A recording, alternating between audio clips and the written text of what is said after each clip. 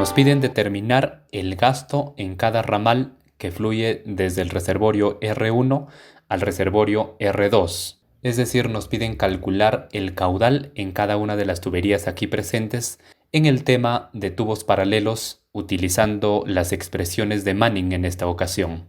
Como podemos ver, tenemos para cada uno de los reservorios su respectiva cota. Asimismo, para cada una de las tuberías tenemos su longitud y su diámetro en metros y el N de Manning correspondiente al material de PVC, que es igual a 0.009. Adicionalmente, también contamos con la presencia de accesorios en el tubo 4 y en el tubo 6. Muy bien, procedemos entonces a la solución. Muy bien, lo que nos piden es calcular el caudal en cada una de las tuberías. Tenemos como datos generales la cota en A de 2.925 metros sobre el nivel del mar y la cota en B de 2.810 metros sobre el nivel del mar. Tenemos datos para HF o para la pérdida por fricción. Como ya les mencioné, la longitud y el diámetro en metros para cada una de las tuberías y el N de Manning de 0.009, que es el mismo para todas las tuberías, ya que todas las tuberías son de PVC. Es necesario calcular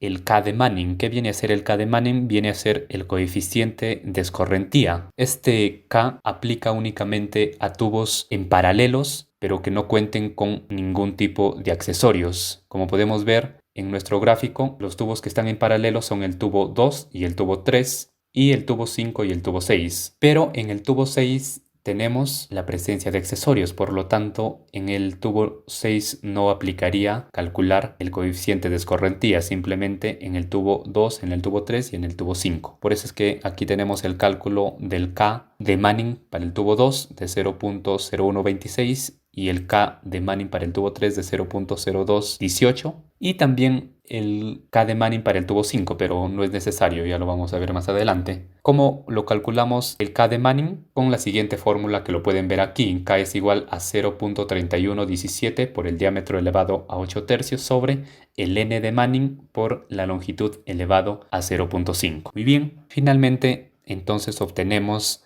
la sumatoria de los Ks, en este caso únicamente del K2 más el K3, saliendo esta sumatoria de 0.0344. Seguidamente tenemos datos para HL o para la pérdida local, es decir, los accesorios que tenemos en el tubo 4 y en el tubo 6. En el tubo 4 tenemos 12 codos de 45 grados y 6 codos de 90, cada uno con su respectivo K unitario obtenido de la tabla 4.3 del libro de hidráulica de tuberías y canales de Arturo Rocha. Multiplicamos entonces la cantidad por el K unitario y obtenemos un K parcial para cada uno de los accesorios. Sumando tenemos un K total para accesorios del tubo 4 de 10.44. Del mismo modo tenemos en el tubo 6 una válvula con puerta, 8 codos de 45 grados, 4 codos de 90, el K unitario para cada uno de los accesorios, multiplicamos y obtenemos un K parcial para cada uno de los accesorios y sumando tenemos un K total para accesorios del tubo 6 de 7.15. Estos valores de los K nos van a permitir calcular la pérdida local en estos tubos. Muy bien, procedemos entonces a la solución. Antes de eso es necesario conocer algunos principios hidráulicos tanto para tubos en serie como para tubos en paralelo. En tubos en serie, los caudales en las distintas tuberías son iguales y las energías perdidas se suman, o en caso de no haber pérdida local por accesorios, los HFs también se suman. Y en tubos en paralelo sucede lo contrario. Los caudales en las distintas tuberías se suman y las energías perdidas son iguales. O en caso también de no haber pérdida local, los HFs son iguales. Muy bien, procedemos entonces a la solución. ¿En qué va a consistir el procedimiento de solución? En asumir un caudal en cualquiera de las tuberías. Es recomendable asumir un caudal en las tuberías que se encuentran en paralelo, ya que eso va a facilitar la solución del ejercicio. En este caso hemos asumido el caudal en la tubería 6.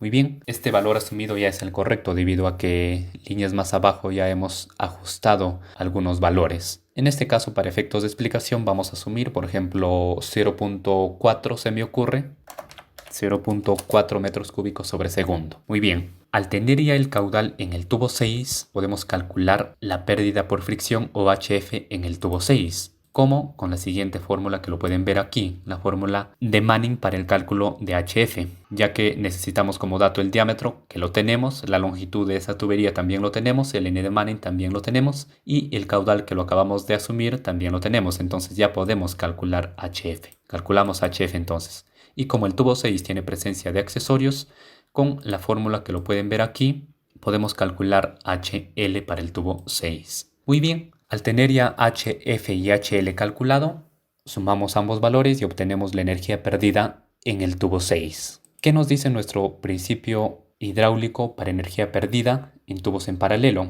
Que es igual, ¿verdad? Aquí lo tenemos, energía perdida en un tubo es igual a la energía perdida en el otro tubo cuando se encuentran en paralelo.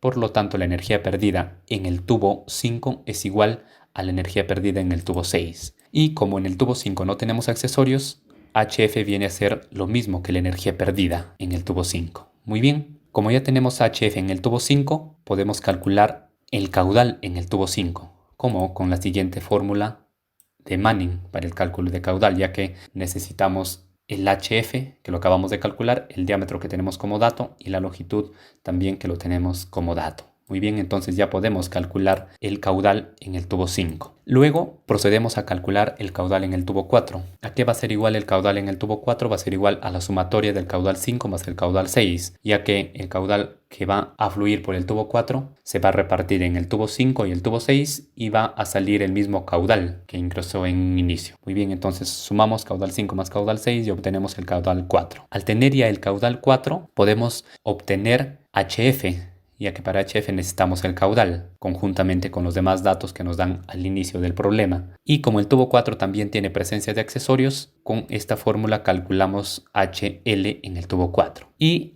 al tener HF y HL, podemos sumar los ambos valores y obtenemos la energía perdida en el tubo 4. Para el cálculo del caudal en el tubo 2, hacemos uso de la fórmula del coeficiente de escorrentía, que lo calculamos en un inicio, ya que ambos tubos se encuentran en paralelo. Entonces, con la fórmula que lo podemos ver aquí, en este caso sería el caudal 2, va a ser igual al K2 por el caudal total sobre la sumatoria del K2 más el K3, ya que esos son los tubos que se encuentran en paralelo. Entonces, obtenemos el caudal 2. Al tener ya el caudal 2, como podemos ver, podemos calcular HF2 con esta misma fórmula. Y para el caudal 3 de la misma fórmula, haciendo uso del coeficiente de escorrentía, con la fórmula que lo podemos ver aquí. Y al tener ya el caudal 3 podemos calcular HF3 con esta misma fórmula. Seguidamente el caudal 1 va a ser el mismo caso que el caudal 4. Vamos a tener que sumar el caudal 2 más el caudal 3. Muy bien, y con el caudal 1 obtenemos HF1. Muy bien, finalmente el HF total, que va a ser igual a la sumatoria de todos los HFs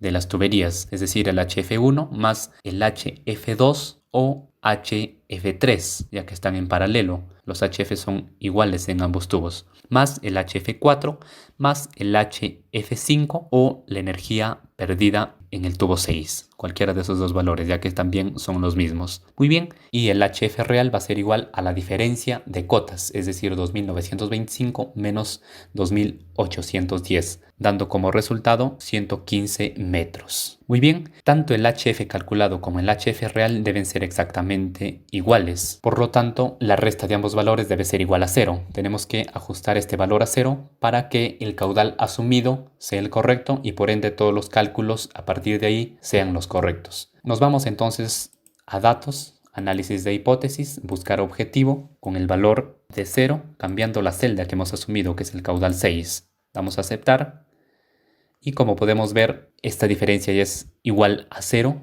y como podemos ver, HF calculado y el HF real son exactamente iguales. Por lo tanto, el valor asumido es el correcto y por lo tanto todos los valores calculados a partir de allí son todos correctos. Muy bien, finalmente damos como respuesta, tenemos que extraer todos los caudales calculados, por ejemplo el caudal 1 que es igual a 0.2171 metros cúbicos sobre segundo. Del mismo modo extraemos el caudal 2, el caudal 3, el caudal 4, el caudal 5 y el caudal 6. Muy bien, aquí lo tenemos los caudales en metros cúbicos sobre segundo, lo multiplicamos por 1000 para obtener el caudal en litros sobre segundo. Y si nos detenemos un momento a analizar, por ejemplo, el caudal en el tubo 1 se va a repartir tanto en el tubo 2 y el tubo 3, pero al entrar al tubo 4 va a ser el mismo. Vemos entonces el caudal 1 es igual al caudal 4. Muy bien, si sumamos el caudal 2 y el caudal 3, va a ser igual al caudal que entra por el tubo 1 o que sale por el tubo 4. Comprobamos entonces, sumamos caudal 2 más caudal 3